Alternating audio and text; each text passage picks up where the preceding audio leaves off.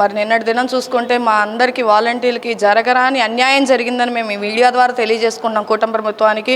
నిన్న చూసుకుంటే మరి మేము వినతి పత్రం సమర్పించడానికి చంద్రబాబు నాయుడు గారి దగ్గరికి వెళ్తామన్నప్పుడు అక్కడి నుంచి మాకు డిఎస్పీ గారు ఫోన్ చేసి మీకు పర్మిషన్ గ్రాంట్ అయిందమ్మా, 10 మంది మీరు సెలెక్టెడ్ మెంబర్స్ని ఎన్నుకోండి, మీరు 4 గంటలకి సీఎం గారిని కలవబోతున్నారని చెప్పి మాకు చెప్పినప్పుడు మేము ఎంతగానో సంతోషించాము. ప్రభుత్వం మమ్మల్ని ఇప్పుడైనా స్పందించి గుర్తించిందని మేము ఎంతో ఆశతో ఉన్నామండి నేను మొన్నటి రాత్రి వరకు. కానీ మొన్నటి రాత్రి ఉన్న పలంగా ఉరుము పడినట్టుగా మా మీద నిజంగా పోలీసులు విరుచుకుపడ్డారండి. ఎలా అంటే ప్రతి ఇళ్ళకి వాలంటీర్ల ఇళ్ళకి పోలీసులు రావటం, తలుపులు తట్టడం, మరి వాళ్ళని బయటికి తీసుకొచ్చి ఉన్న పలంగా నిర్బంధించడం, ఎక్కడికక్కడ ముట్టడిచ్చేశారు పోలీసులు. మరి నిన్నటి దినం చూసుకుంటే నేను ఈ పార్టీ ఆఫీస్లో ఉన్నప్పుడు ఒక దగ్గర 300 మంది పోలీసులు ముట్టడిచ్చేశారండి. నన్ను చాలా ట్రై చేశారు రావడానికి కిందకి, కానీ నేను వెళ్ళలేదు కిందకి. మరి నేను వెళ్ళని పక్షంలో నా చుట్టుప్రక్కల ఉన్న వాలంటీర్లందరినీ, ఎక్కువగా మహిళా వాలంటీర్లే నిర్బంధించారండి. మేము ప్రభుత్వాన్ని ఒకటే అడుగుతున్నాము, ఏ తప్పు చేశారు, ఏ అన్యాయం చేశారని చెప్పి మహిళల్ని మీరు ఈరోజు బంధించారండి. మీరు అన్నారు కదా మహిళలకి ఎక్కడైనా అన్యాయం జరిగితే మేము విడిచిపెట్టము, తక్షణ చర్యలు తీసుకుంటామన్నారు. నిన్న మాకు జరిగింది తీవ్రమైన అన్యాయం అండి. అది మేము నిజంగా ఈ రోజుకి ఈ నిమిషానికి జీర్ణించుకోలేకపోతున్నాము.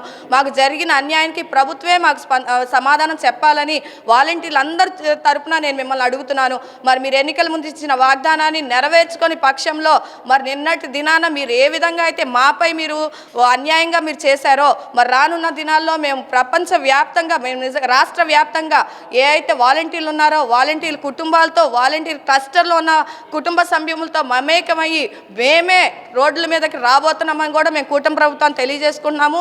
మీరు ఎక్కడైనా మరి స్పందించి గత ఉగాది రోజున మీరు ఏదైతే మాకు వాగ్దానం చేశారో మళ్ళీ ఉగాది రాబోతుందండి, దయచేసి గుర్తుంచుకొని మాకు ఇచ్చిన వాగ్దానాన్ని మీరు నెరవేర్చమని అడుగుతున్నాం. లేని పక్షంలో మా వాలంటీర్ సత్తా ఏంటో మేము చూపించడానికి అందరం సిద్ధంగా ఉన్నామని కూటమి ప్రభుత్వానికి ఈ మీడియా ద్వారా తెలియజేసుకుంటున్నాం. మరి కూటమి ప్రభుత్వం వాలంటీర్లు 10 మందికి అపాయింట్మెంట్ ఇచ్చినట్టు మాకు తుళ్ళూరు డిఎస్పీ గారి ద్వారా పర్మిషన్ వచ్చిందని చెప్పి మా యొక్క 10 మంది డీటెయిల్స్ ఫార్వర్డ్ చేయమని డిఎస్పీ గారు మా వాట్సాప్ చేయమని అడిగితే మేము 10 మంది వివరాలు వాట్సాప్ చేయడం జరిగింది. ఈ 10 మందికి పర్మిషన్ గ్రాంట్ అయిందమ్మా, ఉదయం పూట క్యాబినెట్ మీటింగ్ ఉంది కాబట్టి మీకు సీఎం గారు సాయంత్రం అపాయింట్మెంట్ ఇచ్చారు, 4 గంటలకు అపాయింట్మెంట్ కాబట్టి మీరు 2 అవర్స్ బిఫోర్గా బయలుదేరి వస్తే సరిపోతుందని చెప్పి మా 10 మందికి ఇంటిమేషన్ ఇచ్చి నిన్న ఉదయం 6 గంటలకి 2 కానిస్టేబుళ్ళు మా ఇంటికి వెళ్ళి నరేష్ గారిని సిఐ గారు రమ్మంటున్నారని చెప్పి మా ఇంట్లో వాళ్ళని అడిగితే వాళ్ళు బయటికి వెళ్ళారండి, ఇంట్లో లేరని చెప్తే వాళ్ళు నాకు ఫోన్ చేసి మీరు ఎక్కడున్నారు, ఇమీడియట్గా సిఐ గారు రమ్మంటున్నారు, మీరు స్టేషన్కి రావాలని చెప్పి నాకు ఫోన్ చేయడం జరిగింది. నేను పలానా ప్లేస్లో ఉన్నానని వాళ్ళకి చెప్తే వాళ్ళు ఆ లొకేషన్కి వచ్చి ఒక పావు గంట సిఐ గారితో మాట్లాడి మిమ్మల్ని వెంటనే మళ్ళీ పంపించేస్తామని చెప్పి నిన్న ఉదయం నన్ను మన దాసరి భవన్ నుంచి తీసుకెళ్ళి ఉదయం 6 గంటలకు తీసుకెళ్ళి సాయంత్రం 6 గంటల వరకు వదిలిపెట్టకుండా స్టేషన్లో అరెస్ట్ చేసి ఆపారు.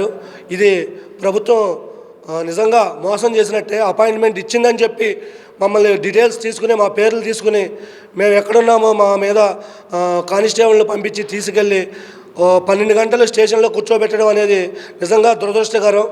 మరి ఈ అరెస్టును మేము తీవ్రంగా ఖండిస్తున్నాం. అట్లాగే మీడియా ద్వారా మా వాలంటీర్ మిత్రులకు కూడా చెప్తున్నాం, అమ్మ మీరు మీ తోటి వాలంటీర్లు అరెస్ట్ చేస్తున్నారని మీరు వచ్చిన వాళ్ళు భయపడి వెనక్కి వెళ్ళిపోతున్నారు. మీరు అలా వెనక్కి వెళ్ళిపోతే మన ఉద్యమం నిరుత్సాహపడుతుంది. మీరు వాలంటీర్లుగా ఉద్యమం చేసే వాళ్ళకి సహాయ సహకారాలు అందించాల్సి ఉంటుంది. మీరు నిరుత్సాహపడి వెనక్కి వెళ్ళొద్దు, అరెస్టులకు భయపడొద్దు, నిర్బంధాలకు భయపడొద్దు. పోరాడితే పోయేదేముంది, బానిస సంఖ్యలు తప్ప. మనం ఎన్నాళ్ళని భయపడతాం, ఎన్నాళ్ళని వాళ్ళకి జడిసి ఉంటాం. మీరు ఇలా వెనక్కి వెళ్ళొద్దు.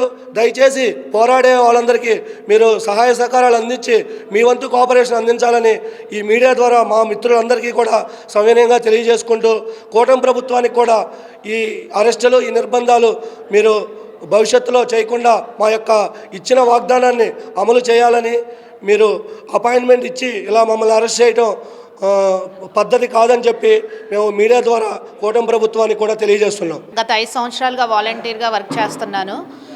గవర్నమెంట్ నిన్న మాకు చంద్రబాబు నాయుడు గారి అపాయింట్మెంట్ ఇచ్చారు. ఈవినింగ్ 4 o'clockకి వచ్చి మమ్మల్ని కలవమని చెప్పారు.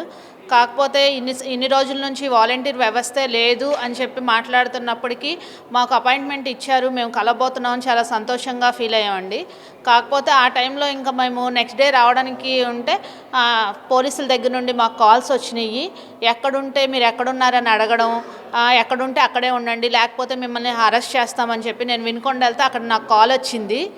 మీరు రావద్దు, అక్కడే ఉండాలి, వస్తే ఇక్కడ మిమ్మల్ని అరెస్ట్ చేస్తామని చెప్పేసి ఇలాగా బెదిరించడం అసలు కరెక్ట్ కాదని చెప్పేసి పవన్ కళ్యాణ్ గారికి నా హృదయపూర్వక ధన్యవాదాలు చెప్తున్నాను. ఎందుకంటే గత ప్రభుత్వంలో మేము వాలంటీర్గా వర్క్ చేశాము.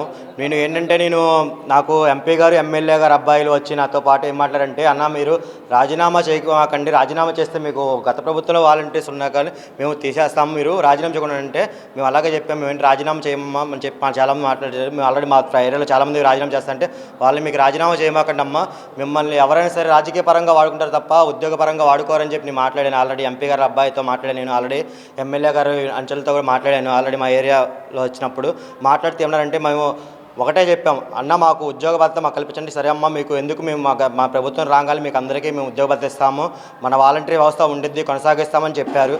ఇప్పుడు చూసుకున్నది ఏంటంటే, వాలంటీర్స్ని ఉన్నది ఆడపిల్ల అయితే ఆడపిల్లని అర్ధరాత్రి 3 తీసుకెళ్ళడం అంటే చాలా దుర్మార్గం అండి. నేను అంబేద్కర్ రాజ్యాంగం ప్రకారం మాట్లాడుతుంటే ఏంటంటే, ఆడపిల్లల్ని ఎప్పుడైనా సరే తెల్లారినప్పుడు తీసుకెళ్ళాలి, మళ్ళీ తెల్లారిలోపే వదిలేయాలి. కానీ ఆడపిల్లల్ని అర్ధరాత్రి పూట తీసుకెళ్ళి నిర్భయంగా పెట్టడం అంటే చాలా ఖండిస్తున్నానండి. ఇలాగ చేయకూడదు.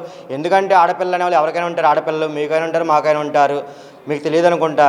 నేను ఏంటంటే ముఖ్యంగా గమనిస్తున్నాను ఏంటంటే, ఆడపిల్లలు ఎక్కువ మంది ఉన్నారు. ఇప్పటికీ ఆడపిల్లలు చాలామంది ఇంట్లో సఫర్ అయ్యి చాలామంది ఇంట్లో పిల్లలకి ఉపయోగపడతాయని చెప్పి, ఇంట్లో ఫ్యామిలీస్ ఉపయోగపడతాయని చెప్పి, ఈ చిన్న డబ్బులు ఖర్చులకు ఉపయోగపడతాయని చెప్పి వస్తున్నారు తప్ప, అంతేగాని వాలంటీర్స్ ఇంకా ఉద్యోగాలకు వెళ్తే కాదండి. ఉద్యోగాలకు వెళ్తే పొద్దున్న సాయంత్రం దాకా పనిచేసినా అక్కడ ఇంట్లో పిల్లల్ని పెద్దవాళ్ళు చూసుకోలేక ఇబ్బందికరంగా ఉంటుంది.